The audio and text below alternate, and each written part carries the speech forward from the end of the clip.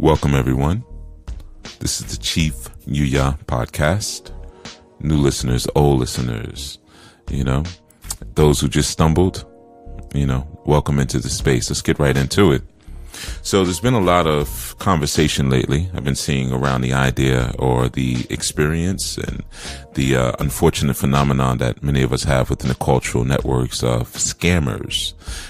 There's been some scammers who have been found out and exposed, and there's been some who are still what we could say speculative scammers, and then you have your operative scammers. And often I see people have it's really a polarizing subject in terms of what one is to do when someone is found out to be a scammer or they're suspected of scamming, but yet and still they still have information.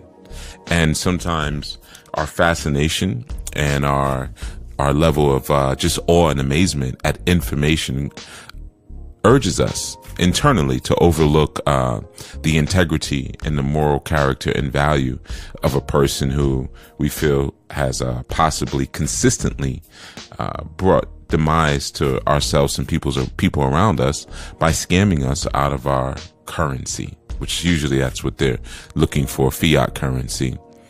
And I'm not going to mention any names. I'm sure many of you are well versed in a lot of the people within the cultural networks, which I don't consider myself to necessarily be a part of, who have been found out to be scammers, charlatans, snake oil salesmen, and all around scumbags. So let's get into why you keep falling for that. Why is it that you're always willing to invoke that aspect of your good churchical ideation and not judge?